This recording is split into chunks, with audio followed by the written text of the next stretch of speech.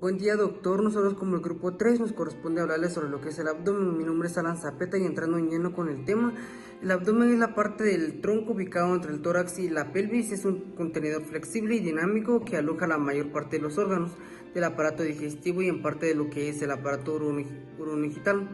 El abdomen se separa del tórax y por el músculo y diafragma y sobre lo que es la superficie de una línea que pasa a nivel del sexto espacio intercostal. Desde el punto de vista del examen del abdomen contienen ciertos puntos, ¿verdad? Que tenemos que, nosotros como personal de salud, tenemos que saber sobre lo que podría decirse que son las estructuras que están contenidas en ellas, su ubicación y lo que es su tamaño y las alteraciones que pueden presentar.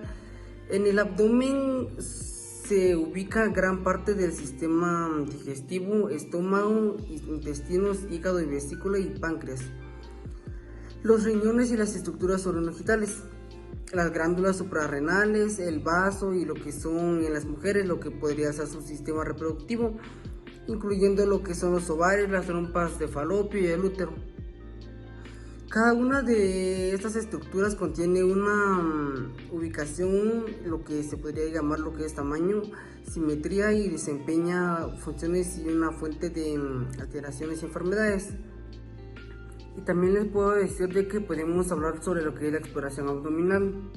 Se realiza con parte de lo que es la exploración del pliegue del peritoneo con forma de abanico y recubre la mayor parte de lo que es el intestino delgado y el ancla a la pared abdominal y posterior y el tubo digestivo. Y les hablaremos sobre lo que es la inspección, auscultación, percusión y palpación y en lactantes en niños y sobre todo sobre lo que son las enfermedades. Gracias y les dejo con mi siguiente compañero. Inspección. Características superficiales. Siéntese a la derecha del paciente para comenzar a inspeccionarlo. Esta posición ofrece una perspectiva tangencial que refuerza las sombras y los contornos.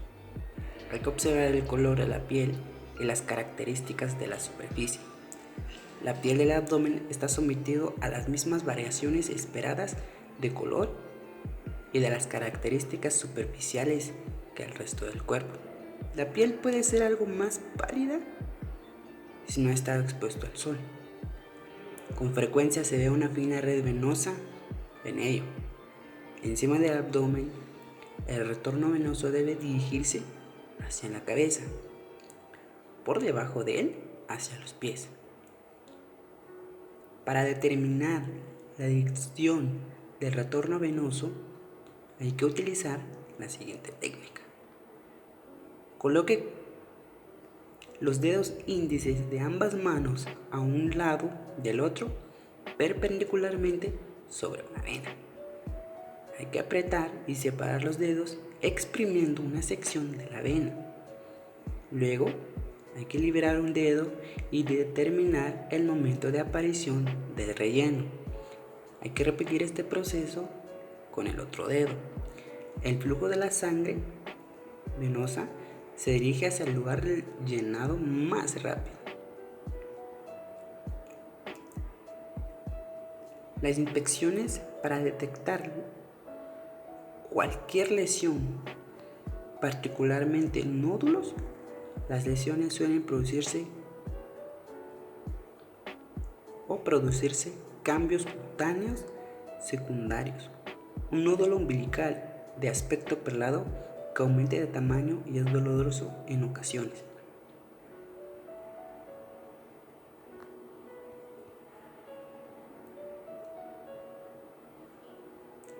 Puede ser el primer signo de un proceso maligno intraabdominal. Las lesiones cutáneas y digestivas pueden originarse por las mismas causas o desde el borde costal hasta el pubis. Los contornos esperados se pueden describir como planos, redondeados o escafoides.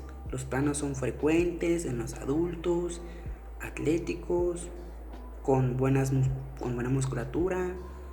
Los contornos redondeados convexos son característicos de los niños pequeños, aunque en adultos se debe a la presencia de grasas cutáneas o subcutáneas. Para continuar con la inspección, observaremos la localización y el contorno del ombligo. Por lo tanto, debe tener una localización central sin desplazamiento hacia arriba, hacia abajo ni lateralmente.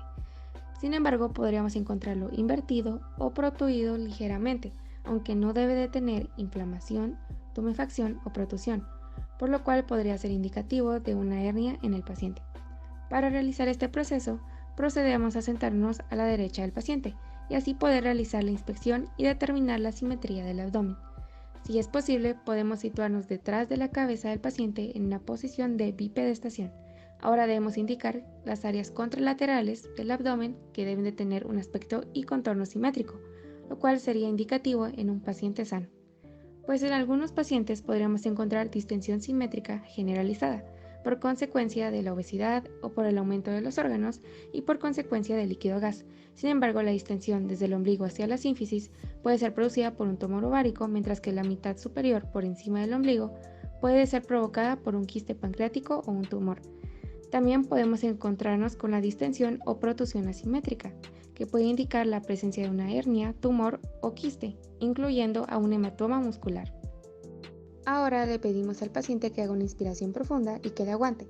El contorno debe de seguir siendo liso y simétrico.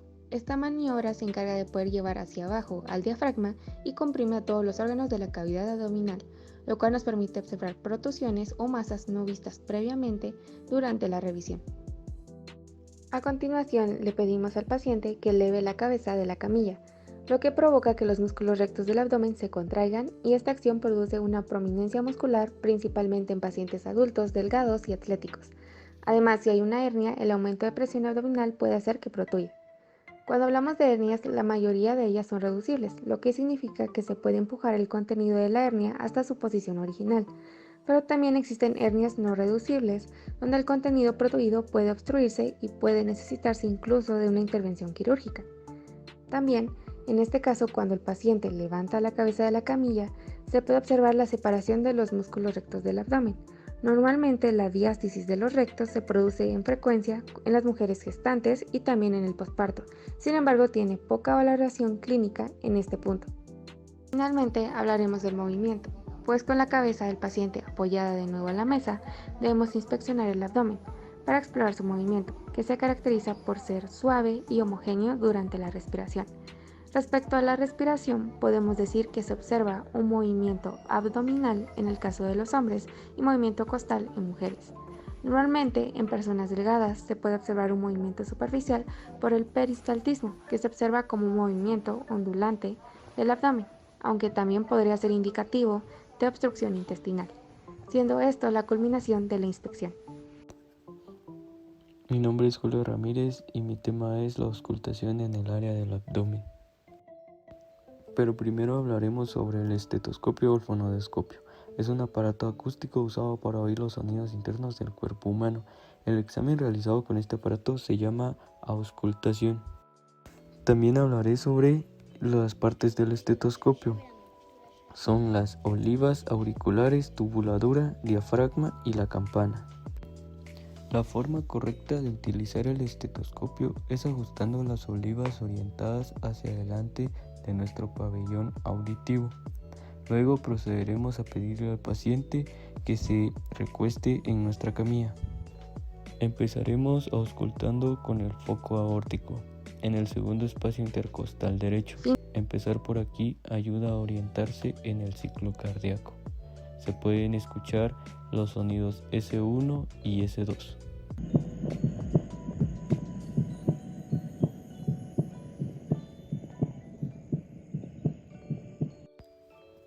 Hay que fijarse bien en el ritmo y la frecuencia cardíaca, así como la identificación del primer sonido, S1, que representa el cierre de las válvulas mitral y tricúspide, así como el segundo sonido, S2, que representa el cierre de la aórtica y la pulmonar. Pasaremos al segundo espacio intercostal izquierdo, es decir, el foco pulmonar. Se continúa por el borde esternal izquierdo hasta el tercer espacio intercostal, el foco aórtico accesorio, y al cuarto hacia el foco tricuspidio. Finalmente, el quinto espacio intercostal en el foco mitral. Procederemos a voltear el estetoscopio para auscultar con la campana, ya que esta parte del estetoscopio es más sensible a sonidos de baja frecuencia, como lo es el tercer y cuarto sonido.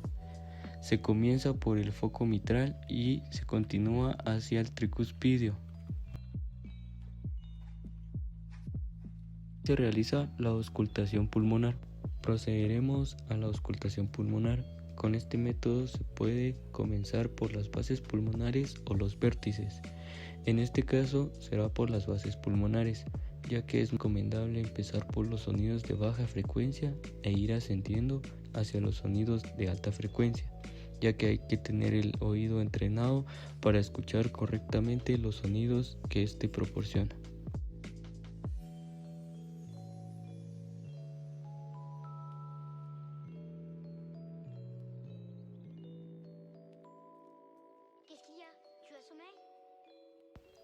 A continuación, pasaremos a la espalda del paciente, hacia la auscultación pulmonar, nuevamente desde los sonidos de baja frecuencia, es decir, desde las bases pulmonares, e ir ascendiendo hacia los sonidos de alta frecuencia, es decir, hacia los vértices.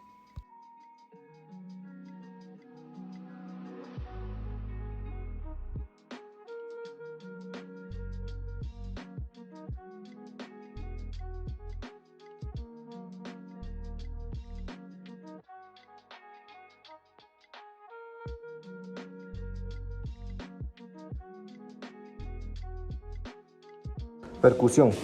Para la percusión del abdomen, podemos proceder a una percusión unimanual o bimanual. Esta con el fin de evaluar el tamaño y la densidad de los órganos del abdomen, así como detectar la presencia de líquido, llamado ascitis, aire, distensión gástrica y masas sólidas dentro del abdomen.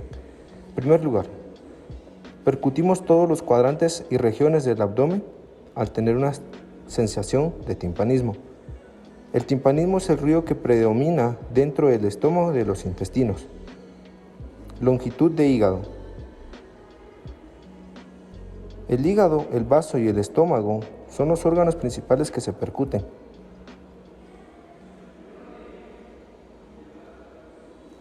El borde hepático, bajo de 2 a 3 centímetros, se encuentra levemente el hígado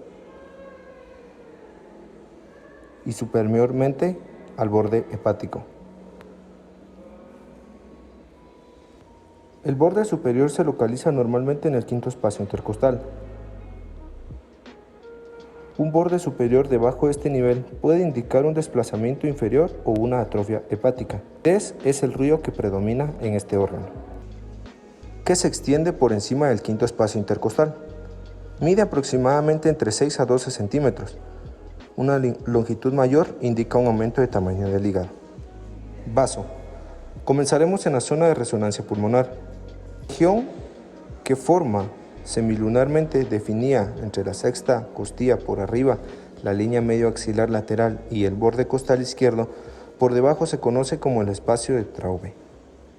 Cuando se produce un aumento del tamaño del vaso, el timpanismo cambia a matidez, ya que el vaso se desplaza hacia delante y hacia abajo con la inspiración. Burbuja gástrica. La burbuja gástrica de aire en las zonas de la parrilla costal anterior inferior y región epigástrica izquierda. Timpanismo es la que produce la burbuja gástrica. Para los riñones, pide al paciente que se siente en un ángulo costovertebral derecho y golpee con la mano con la superficie cúbita del puño con la otra. Repita la maniobra de ACB, que es el ángulo costovertebral del lado izquierdo. Palpación de riñones. Riñón izquierdo. De pie a la derecha del paciente, inclínese con la mano izquierda como hizo en la palpación del vaso y coloque la mano sobre el flanco izquierdo. Sitúe la mano derecha en el borde costal izquierdo del paciente. Pídale que haga una respiración profunda y que después eleve el flanco izquierdo con la mano. Palpe en profundidad. Intente palpar el polo inferior del riñón con las puntas de los dedos cuando el paciente inspire. Habitualmente no se puede palpar el riñón izquierdo. Otro abordaje del riñón. Muévase hacia el lado izquierdo del paciente y coloque las manos como antes, con la izquierda sobre el flanco izquierdo del paciente y la derecha en el borde costal izquierdo. Pida al paciente que haga una respiración profunda. En inspiración máxima, apriete los dedos de las dos manos para juntarlos, para capturar el riñón entre los dos dedos. Intente al paciente que expulse el aire y que aguante la respiración mientras usted libera suavemente los dedos. Si ha capturado el riñón, puede notar cómo se desliza debajo de sus dedos cuando se mueve de nuevo hacia su lugar. Aunque el paciente puede notar la captura y la liberación, la maniobra no debe ser dolorosa. Una vez más, el riñón izquierdo rara vez es palpable. Riñón derecho. Colóquese de pie a la derecha del paciente, poniendo una mano debajo del flanco derecho y la otra en el borde costal derecho. Realice las mismas maniobras que para el riñón izquierdo. Aorta. Palpe en profundidad ligeramente hacia la izquierda de la línea media e intente detectar la pulsación aórtica. Si la pulsación es prominente, intente determinar la dirección de la misma. Una pulsación lateral prominente indica un aneurisma aórtico. Si no puede percibir el pulso en la palpación profunda, puede ser útil una técnica alternativa. Coloque la superficie palmar de las manos con los dedos extendidos en la línea media. Aplique los dedos en profundidad hacia adentro a ambos lados de la aorta y palpe la pulsación. En personas delgadas puede utilizar una mano colocando el pulgar a un lado de la aorta y los demás dedos en el otro lado. Vejiga urinaria. La vejiga no se puede palpar en un paciente salvo que la vejiga esté distendida con orina, en cuyo caso la podrá palpar como una masa suave, redonda y tensa. Evaluación de ascitis. Se puede sospechar ascitis, un aumento patológico del líquido de la cavidad peritoneal en un paciente con factores de riesgo que tenga un abdomen protuberante o protrusión de un flanco cuando está en decúbito supino. Onda de líquido. Este procedimiento precisa 3 manos, por lo que necesitará la ayuda del paciente o de otro examinador. Con el paciente en decúbito supino, pida a este o a otra persona que apriete con el borde de la mano y el antebrazo firmemente en la línea media vertical del abdomen. Esta colocación interrumpe la transmisión de una onda a través del tejido adiposo. Coloque las dos manos a ambos lados del abdomen y golpee un lado bruscamente con las puntas de los dedos. Palpe para detectar el impulso de una onda de líquido con las puntas de los dedos de la otra mano. Una onda de líquido detectada fácilmente indica ascitis. Sin embargo, en ocasiones se puede percibir en personas sin ascitis y por el contrario, puede no aparecer en otras con ascitis en fases tempranas. Evaluación del dolor. El dolor abdominal es un síntoma frecuente, pero muchas veces es difícil de evaluar. ¿Cuál es la intensidad del dolor? ¿Ha habido un traumatismo recientemente? Dolor de rebote a la palpación. Se puede utilizar varias maniobras para evaluar la inflamación peritoneal. El dolor de rebote a la palpación se identifica de la siguiente manera. Manteniendo la mano con un ángulo de 90 grados respecto al abdomen con los dedos extendidos, apriete suavemente y profundamente en una región alejada de la zona de la molestia abdominal. Retire rápidamente la mano y los dedos. La vuelta a su posición o rebote de las estructuras que habían estado comprimidas por los dedos produce un dolor súbito y empuñalada. Bazuqueo. El bazuqueo es la técnica de palpación que se utiliza para evaluar un órgano o una masa. Para realizar el bazuqueo abdominal con una mano, coloque los dedos extendidos con la mano y el antebrazo en un ángulo de 90 grados respecto al abdomen. Empuje el órgano o la masa hacia adentro con la punta de los dedos. Si la masa se puede mover libremente, flotará hacia arriba y tocará la punta de los dedos a medida que la maniobra desplaza el líquido y otras estructuras. Para realizar el bazuqueo bimanual, coloque una mano en la pared abdominal anterior y la otra sobre el flanco. Comprima la pared abdominal mientras palpa con la mano del flanco para determinar la presencia y el tamaño de la masa. Espero que se encuentren bien. Yo les estaré explicando sobre la palpación. La palpación es utilizada para evaluar los órganos de la cavidad abdominal y para detectar espasmo muscular, masa, líquidos y zona de dolor a la palpación. Es evaluado a los órganos abdominales para determinar su tamaño, forma, movilidad y consistencia. Ahora tenemos la palpación superficial. Determina las características de la piel, del plano subcutáneo. El paciente tiene que ponerse en una posición de cúbito supino. Se ejerce presión leve a las paredes abdominales. La presión no pasa de 1 centímetro. Localizar áreas de dolor. Ahora tenemos la palpación moderada. Borde de las manos. Evalúa los órganos que se mueven con la respiración. Y también tenemos la palpación profunda. Aprieta en profundidad y de forma homogénea con su superficie palmar de los dedos extendidos. Palpación bimanual profunda. Ahora tenemos la masa. Identifique cualquier masa y estudia las siguientes características: la localización, tamaño, forma, consistencia, dolor, pulsación, movilidad y respiración. Si es superficial, el paciente se acuesta y contraiga lo más abdominales. Gracias. Para la exploración del abdomen en lactantes y niños incluyen la inspección, la auscultación, perfusión y palpación.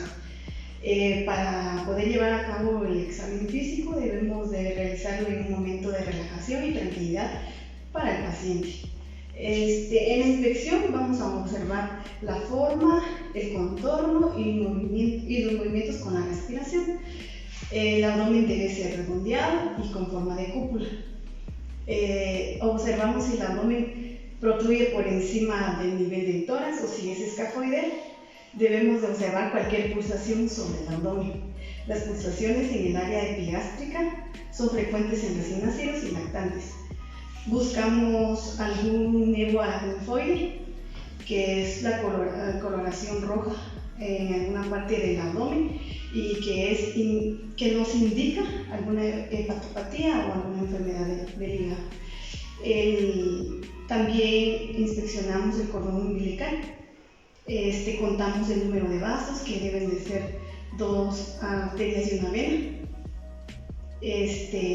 Si en algún momento lográramos observar solamente una arteria, esto nos indica o nos alerta a pensar en una malformación congénita. También podemos observar cualquier protrusión a través del ombligo o de los músculos rectos del abdomen, que serían acá. El ombligo habitualmente se invierte al momento de que el paciente ejerce alguna fuerza, y una hernia umbilical es un hallazgo frecuente en lactantes. Para la auscultación vamos a hacer uso del estetoscopio, en el cual podemos usar el diafragma o la campana del estetoscopio. Durante la auscultación vamos a buscar la presencia de ruidos intestinales, ya que los ruidos deben de tener tono y frecuencia adecuada. Sin embargo, cuando el tono se encuentra aumentado y la frecuencia también aumentada o ya sea disminuida, vamos a pensar en obstrucción intestinal o alguna infección gastrointestinal en el paciente. Debemos auscultar el abdomen en dirección a las manecillas del reloj. Como por ejemplo, lo vamos a realizar en los 4 cuadrantes del abdomen y iniciamos de esta forma. Bueno, sin antes, debemos de calentar el área del diafragma para no incomodar a nuestro paciente. Lo hacemos de esta manera, en dirección a las manecillas del reloj, como ya lo había indicado anteriormente.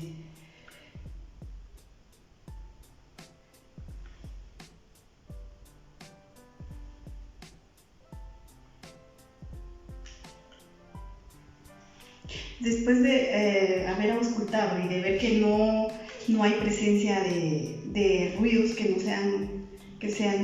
sean anormales, terminamos esta técnica y continuamos con la percusión. Me lo aceptaba así por parte.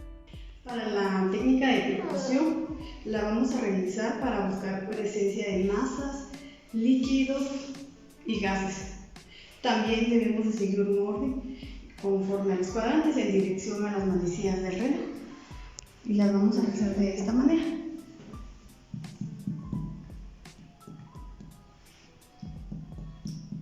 En los niños es más frecuente escuchar timpanismo, debido a que al momento en el que ellos se alimentan degluten aire. Entonces por ello va a ser muy normal escuchar timpanismo que en los adultos.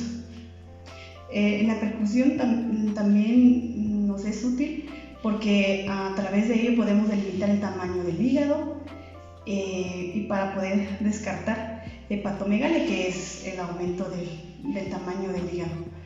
El tamaño del hígado no debe sobrepasar el reborde costal, porque entonces estaríamos pensando en una hepatomegalia.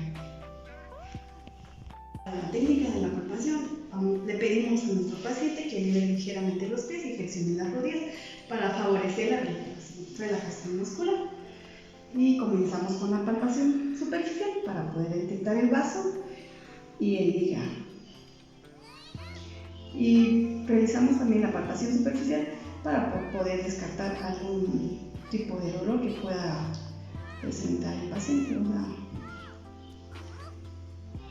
Para la palpación del hígado también la vamos a hacer superficial y profunda.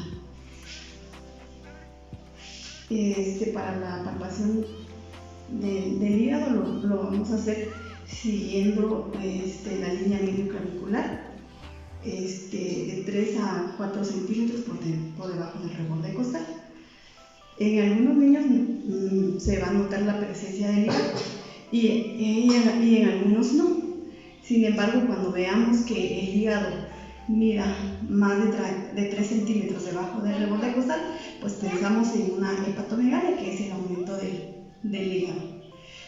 Y también pensamos en infección por insuficiencia cardíaca.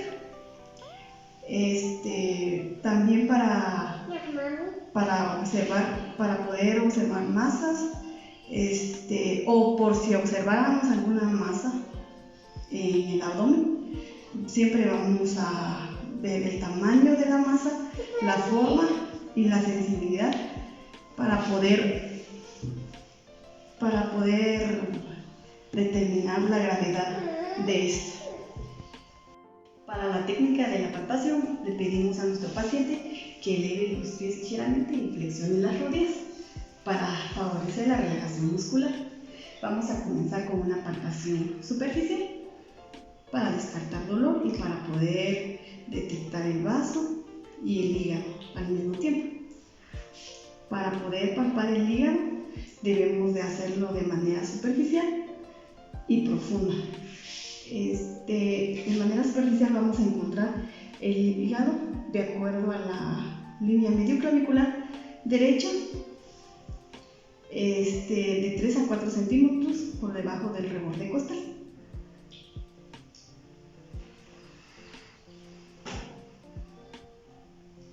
Si el hígado llegara a medir más de 3 centímetros por debajo del reborde costal, entonces pensamos en alguna hepatopatía o en alguna insuficiencia cardíaca.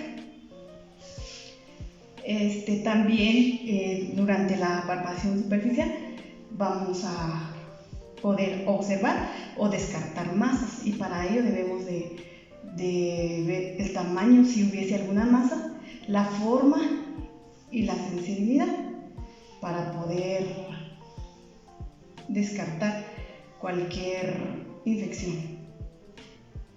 A ver si Bien, yo les voy a explicar lo que es el reflujo gastroesofágico o la enfermedad por reflujo gastroesofágico. Nosotros sabemos de que el esófago es un tubo que conecta la boca con el estómago.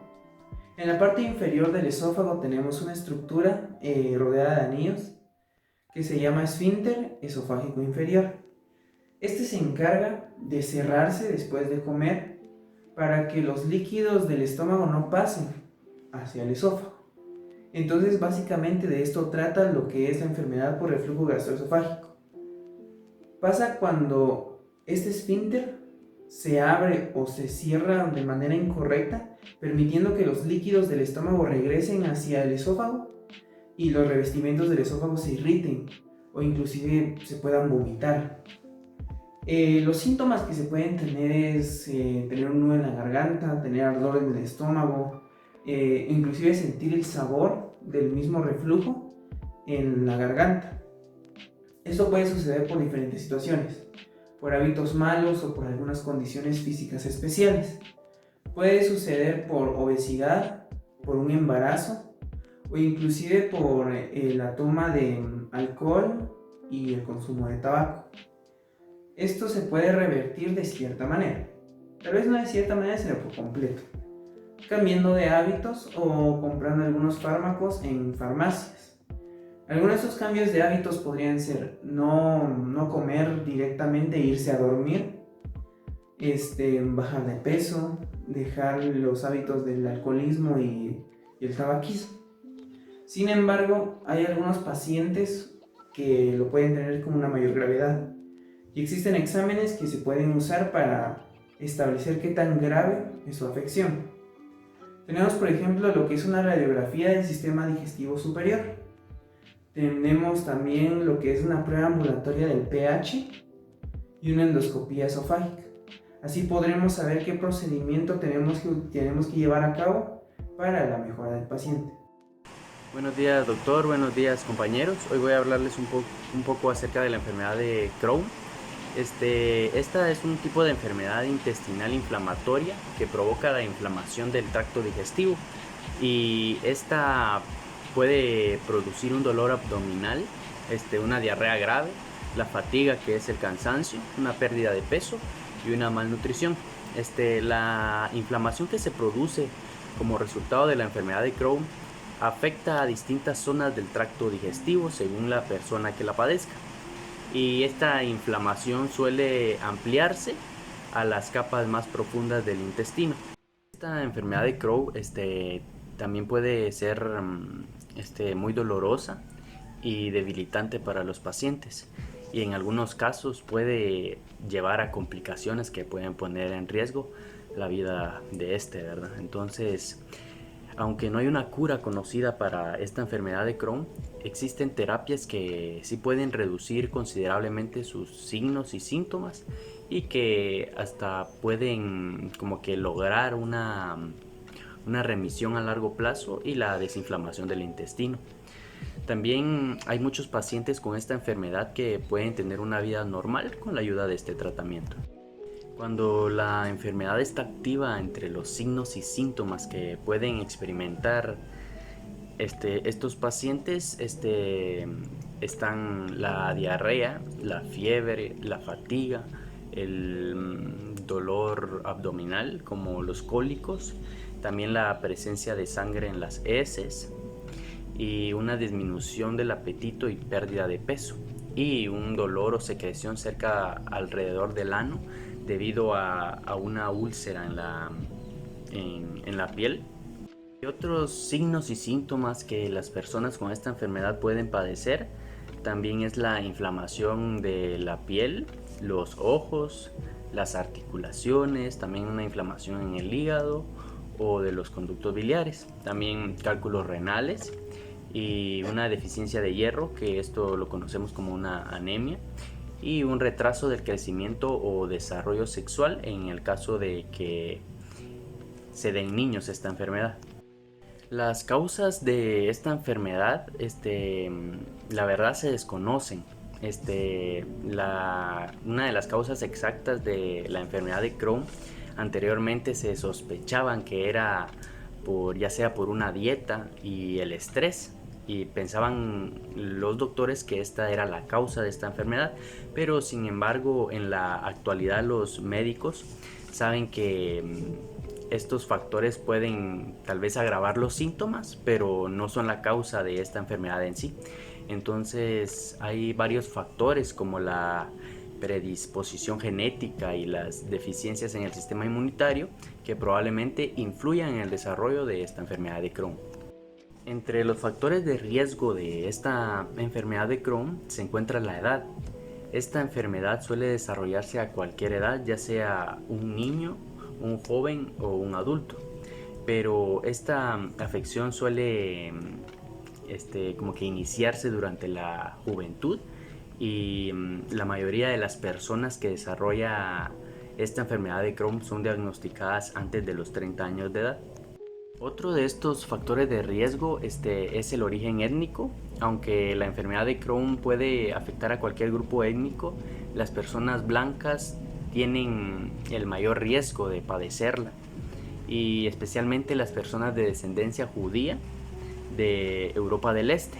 Pero han habido estudios que dicen que esta enfermedad de Crohn está aumentando entre las personas negras que viven en América del Norte y en el Reino Unido. Otro de los factores de riesgo en esta enfermedad son los antecedentes familiares, y es que si un paciente se ve en la historia clínica que el papá padeció esta enfermedad, es muy probablemente que la vaya a padecer. Igual si algún día tiene un hijo, posiblemente este hijo también la padezca. Y en los estudios dice que hasta una de cada 5 personas con esta enfermedad de Crohn tiene un familiar con esta misma enfermedad. Y también otro factor es el tabaquismo. Este factor es controlable, pero es el más riesgoso, es más como que importante para el desarrollo de esta enfermedad de Crohn. Y hablaremos de las complicaciones que puede causar esta enfermedad de Crohn, que en esta se encuentra la obstrucción intestinal, ya que esta enfermedad puede afectar en todo el grosor de la pared intestinal, y con el transcurso del tiempo algunas partes del intestino pueden también ensancharse y formar un tejido cicatricial, lo cual puede bloquear el flujo de los contenidos digestivos, y también es posible que este paciente deba someterse a una cirugía para que le extirpen la parte del intestino afectado. Otras complicaciones son las úlceras. La inflamación crónica puede provocar llagas abiertas. Estas son las úlceras, y estas pueden aparecer en cualquier parte del tubo digestivo, incluidos la boca, el ano y en la área genital, que es el perineo. También podemos encontrar las fístulas. Algunas úlceras pueden extenderse completamente a través de la pared intestinal, lo cual provoca una fístula. Y es decir que estas tienen como que una conexión anómala entre las diferentes partes del cuerpo. Estas fístulas pueden desarrollarse entre el intestino y la piel, o bien entre el intestino y otro órgano. En algunos casos es posible que estas fístulas se infecten y formen un absceso, lo que puede poner en riesgo la vida del paciente si esta no se trata. También encontramos la fisura anal, que esta es como que una pequeña rotura en el tejido que recubre el ano o en la piel que se encuentra alrededor del ano, lo que favorece a la formación de infecciones. Y esta está como que asociada con dolores en esa parte, y es posible que provoque una fístula perineal. La malnutrición es otra complicación que podemos obtener a causa de esta enfermedad de Crohn, que en esta se presencia la diarrea, un dolor abdominal, calambres que pueden dificultar la ingesta de alimentos o la absorción intestinal de los nutrientes necesarios para una buena salud. También es común desarrollar anemia debido a los bajos niveles de hierro o de vitamina B12 que provocan esta enfermedad. También, como se les mencionaba, el colon es parte del intestino grueso, que esta enfermedad puede atacarlo y crear un cáncer de colon, y es muy riesgoso este cáncer. Por último, los coágulos sanguíneos. Esta enfermedad de Crohn aumenta el riesgo de formación de coágulos en las venas y arterias, Y pues esto fue lo que pudimos darles a conocer acerca de esta enfermedad de Crohn y muchísimas gracias por su atención. ¿Qué tal? Mi nombre es Emerson Velázquez y les voy a hablar acerca de otra enfermedad que es importante cuando hablamos en el área del abdomen. La enfermedad de hepatitis, y si bien sabemos es una inflamación del hígado, existen varios tipos de hepatitis, como pueden ser tóxicas o causadas por virus, como puede ser el A, B, C o Delta. También puede haber hepatitis alcohólica, que se debe a una ingesta excesiva de alcohol y desemboca en cirrosis, o la hepatitis autoinmune, que sucede cuando el sistema inmunológico ataca al propio hígado. Hablando de la gravedad y el tipo, la hepatitis A es vírica y la contaminación se da por vía fecal en agua o en alimentos. La hepatitis B y C se transmite a través de vía sanguínea por contacto materno-filiar, sexual o sanguíneo, como puede ser en el caso de compartir jeringas cuando se utilizan drogas por vía intravenosa. La hepatitis B tiene un periodo agudo de cronificación y desaparece con el tiempo. Cuando hablamos de cronificación es que se vuelve crónica. La hepatitis C ataca el hígado y provoca inflamación. Esta del 100% de casos, en el 80% se cronifica y en el 20% no. De ese 80% se cronifica y desarrolla cirrosis hepática. Esto da lugar a tumores a largo plazo y se suele resolver con un trasplante hepático. La hepatitis D, el 100% se cronifica y tiene tendencia a llevar a una coinfección con la hepatitis B. Si hablamos de la característica fulminante y del periodo de incubación, que es si hablamos de la característica fulminante es cuando es repentina y de efecto inmediato, y cuando hablamos del periodo de incubación es el tiempo que pasa en el huésped.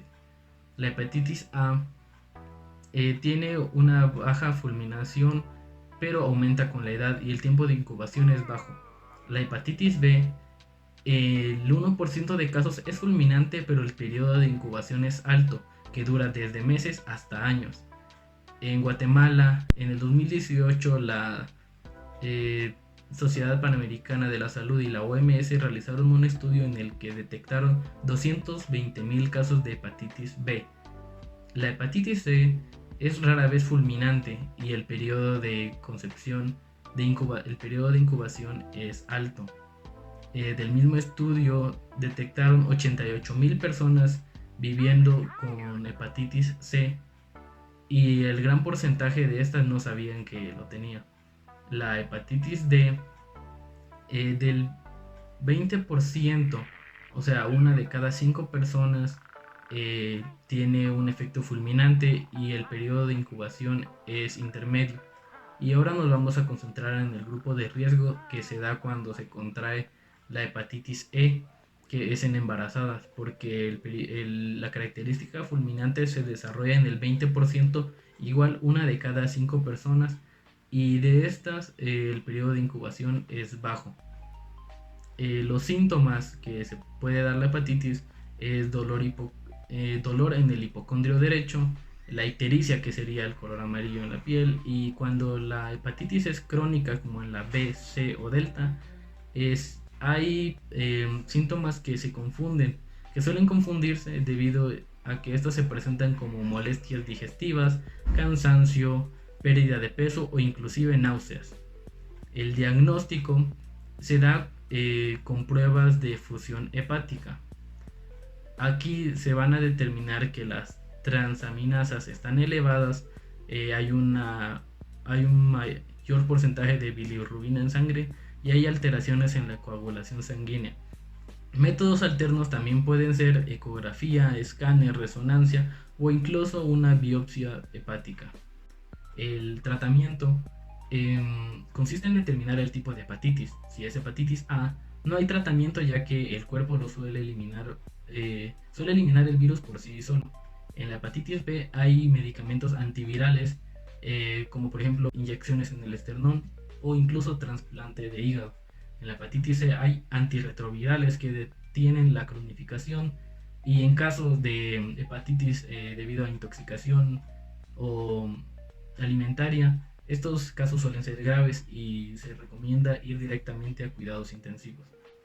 En el estudio que les comentaba anteriormente, encontraron registros que hasta finales de 2018, alrededor de solamente 100 pacientes recibieron tratamiento adecuado para hepatitis en el Hospital Roosevelt. Y en el 2019, aproximadamente 40 fueron atendidos en el Hospital San Juan de Dios. El tratamiento ronda alrededor de $15,000, que se traduce en cerca de los 115,000 quetzales. Y si se tiene cirrosis, alrededor de $30,000, que serían 231,000 quetzales. Esto con un tratamiento de marca. Ahora en Guatemala manejamos más el medicamento genérico, que el tratamiento completo cuesta alrededor de 10,000 quetzales. Así que el método principal de actuar contra la hepatitis sería la prevención, y esto podemos prevenirlo con vacunas y con tener una adecuada higiene alimenticia y cuidarnos como personas. Esto sería todo. Gracias.